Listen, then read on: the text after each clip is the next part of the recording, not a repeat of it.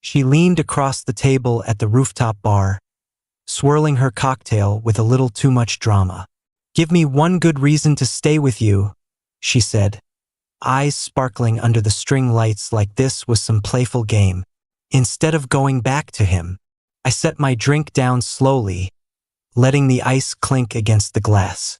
The city hummed below us, traffic lights blinking in slow motion. I'd booked this place because she once mentioned wanting to watch the sunset from up high. Now the sun was gone, and so was whatever illusion we'd been living under. I looked at her for a long moment, then asked quietly, "Can you give me one reason I should stay with you?" Her smile faltered. She opened her mouth, closed it, then laughed like I told a joke that wasn't funny. I signaled the server, asked for the check. When it came, I calculated my half down to the cent, left cash on the tray, and stood. "Enjoy the view," I said, and walked to the elevator without looking back. 3 days later, the intercom buzzed at 2 a.m. I checked the camera feed. My girlfriend stood in the lobby of my building, mascara streaked, hair damp from the late summer drizzle. She clutched a duffel bag against her chest like a shield. I let her up. When I opened the door, she tried to step straight into my arms, but I stayed in the doorway, arms loose at my sides. She stopped short, confusion flickering across her face. "I messed up," she whispered. "Please just let me in. I have nowhere else tonight." I didn't move. "You can't stay here." She blinked, tears welling again. "You don't mean that." "I do." We had been together 4 years. In the beginning, she told everyone I was her calm after the storm. Her previous boyfriends had been loud, jealous, always picking fights in public. I was the opposite. Steady job as a software engineer, paid bills on time, remembered her mom's birthday, flew across the country when her grandmother passed.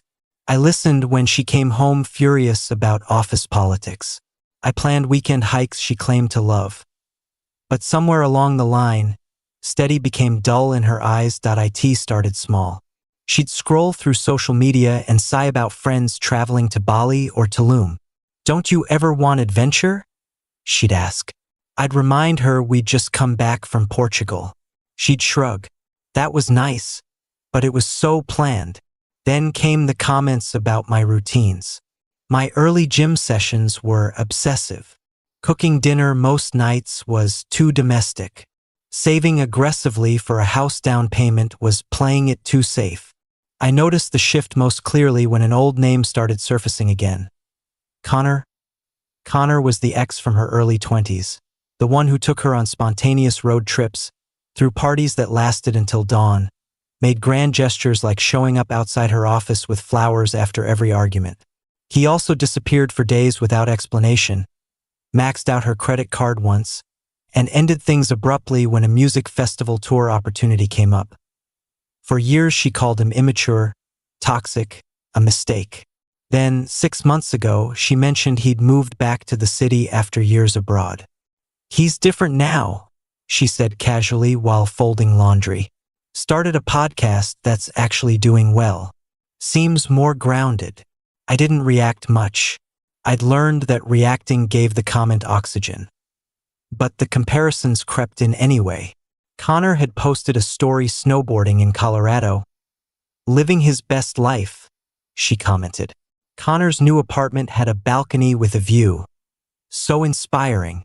Connor threw a rooftop party for his birthday. Everyone was there. I kept my responses neutral, but inside I felt the ground shifting. The rail warning came one Thursday evening.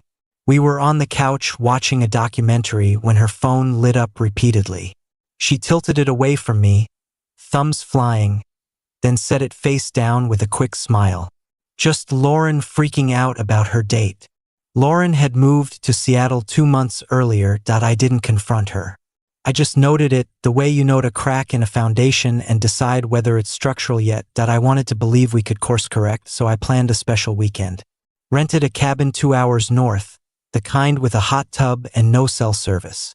Told her Friday after work we were leaving. She seemed excited, packed a cute overnight bag, Posted a mirror selfie with the caption, "Surprise getaway." Saturday morning, we woke up to birds and silence. I made coffee on the stove. She stepped outside to get signal and stayed gone 20 minutes. When she came back, her mood had flattened. "Everything okay?"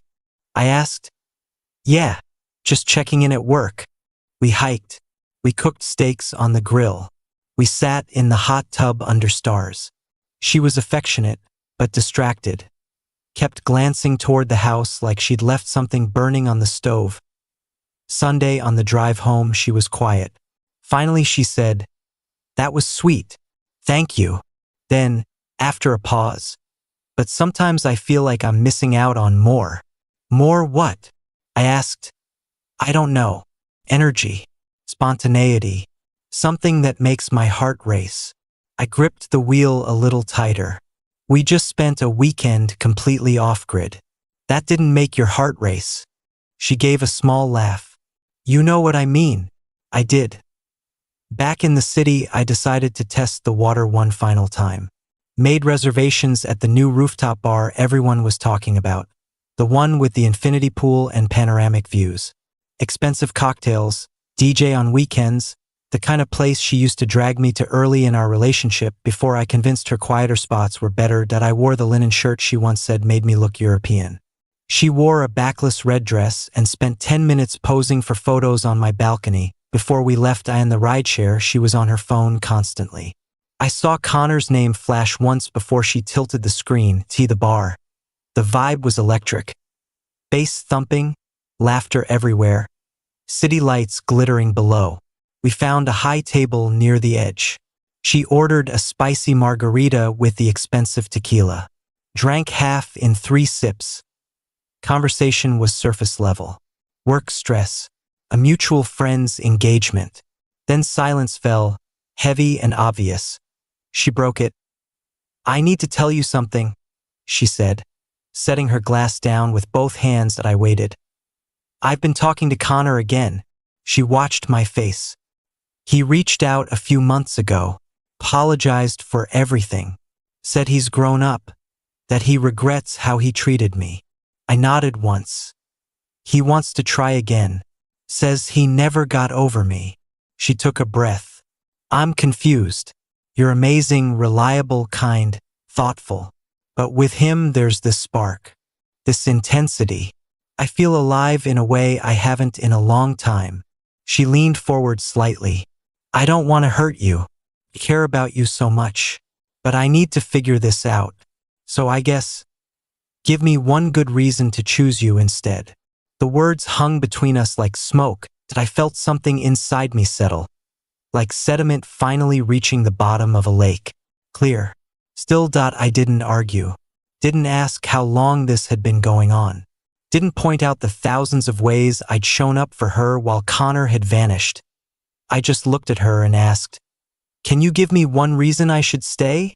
She stared, lips parted, clearly unprepared for the question to bounce back. That I stood, caught the server's eye, asked for the check.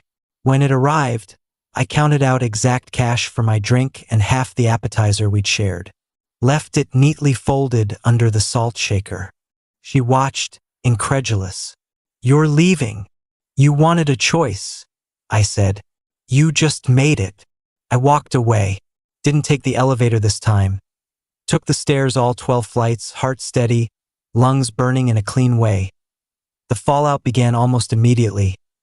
First came the texts. "Are you serious? You're really gonna walk out and leave me here alone? This is immature." Then anger. "I can't believe you'd embarrass me like that. Everyone saw you leave." Then bargaining. "Come back. We can talk." I didn't mean it like that. I didn't reply. When I got home, I gathered everything of hers that had migrated into my space over 4 years. Dresses in my closet, skincare in my bathroom cabinet, the throw blanket she loved on my couch, the extra charger always tangled in my nightstand drawer. Packed it all into 2 suitcases I'd once bought for our Iceland trip that never happened because she got scared of the cost. Left the suitcases in the hallway outside my door. Took a photo. Sent it with a single message, "Your things are here." Key is inside the smaller one, then I turned off my phone. Next morning I woke to missed calls and a long voicemail from her sister, Chloe, who I'd always gotten along with. Chloe sounded upset. I don't know what happened, but she's devastated. She said you humiliated her in front of everyone and just walked out. Please call her. I texted Chloe a brief summary. She told me she was considering leaving me for her ex and asked me to convince her not to. I chose not to participate. She's free to make her choice. Chloe never responded on social media. The performance began. First post. A mirror selfie in a club bathroom, big smile, caption choosing me tonight. Tagged a venue I knew Connor frequented. Second post. Story of champagne being poured, his hand visible with the skull ring he apparently still wore. Third. A quote graphic. Sometimes you have to let go of the safe bet to win big. Views, likes, heart emojis from mutual friends. I didn't react. Didn't watch the stories directly so my name wouldn't appear. Just lived my life, work, gym, meal prep, calls with my own friends. A week later, a message slid into my DMs from a guy named Ryan, someone I'd met once or twice through Connor's circle years ago. Hey man, not trying to get involved, but thought you should know. She's been staying at Connor's. He's telling everyone she's just keeping his bed warm until the girl he's actually seeing gets back from her study abroad in Barcelona next month. I stared at the words. The symmetry was almost poetic. I thanked Ryan and didn't pass the information along. She'd wanted intensity. She was getting a masterclass. 10 days after the rooftop, my phone rang at midnight. Her name on the screen. I let it go to voicemail. Transcript. I made a mistake. He's not who I thought. Please pick up. I'm outside your building. I just need to talk. I looked at the camera feed. She sat on the lobby bench, head in hands, duffel bag beside her again. I didn't go down. Next morning at 6:45, the pounding started. Not knocking, pounding. I made coffee first. Took my time. When I finally opened the door a crack, she looked like she hadn't slept. Hair in a messy knot, yesterday's makeup smudged, wearing an oversized hoodie I didn't recognize. She tried to push past me. I blocked the doorway with my body. Thank God, she rasped. I'm so sorry. Connor, he changed his locks, told me I was delusional if I thought we were serious. I have nowhere else. You can't come in, I said. Tears spilled instantly. Don't do this. I was wrong. You were right about everything. I got caught up in the idea of him, but it was all fake. You're real. You're good. Please just let me shower, sleep, figure things out. I'll do anything. I sipped my coffee. Anything? Yes. Then hear this. There's nothing left to figure out. You told me I didn't make your heart race. You chose the person who did. Now you're living with the consequences. Her face twisted. You're being cold. I'm being clear. I love you, she said desperately. I was confused. The attention went to my head. But I see now, you're the one who actually cared. You saw that 4 years ago, I said, and you still decided it wasn't enough. She reached for my arm. I stepped back. I'm not a consolation prize, I continued. I'm not the guy you crawl back to when the shiny option explodes. You wanted fireworks. You got them. Now you get to clean up the burns alone. Rage flashed across her face. So you're just going to throw 4 years away? I didn't throw them away. You did. The moment you asked me to audition for a role you'd already decided to recast. She stared, chest heaving. Then the guilt trip. My parents are on a cruise. My roommates gave up their leases. I literally have nowhere. That's a problem you created, I said. Not one I'm required to solve. I pulled a 50 from my wallet, held it out. For an Uber to a hotel or a friend who still believes your version of events. She glared at the money, then snatched it. You'll regret this, she hissed. You think you're so above it all, but you're going to end up alone. Maybe, I said, but I'll be alone in a quiet apartment I chose, with peace I earned. I closed the door, locked it, leaned against it for a moment, listening to her muffled sobs. Then the elevator. Silence returned. 6 months later, I was at my usual Saturday morning coffee shop. Laptop open, noise-canceling headphones on, finalizing plans for a solo trip to Japan I'd booked on a whim. Through the window, I saw her walking past on the sidewalk. Hair shorter now, makeup subtle. She carried grocery bags and walked half a step behind a guy in ripped jeans talking loudly on speakerphone. Gesturing wildly, ignoring her completely, she looked up, spotted me. Our eyes met for 3 full seconds. I didn't smile, didn't nod, just held her gaze, then returned to my screen. When I glanced up again, she was gone. I took a sip of my coffee. Black, no sugar, exactly how I liked it, and kept working. Some choices you never have to justify twice.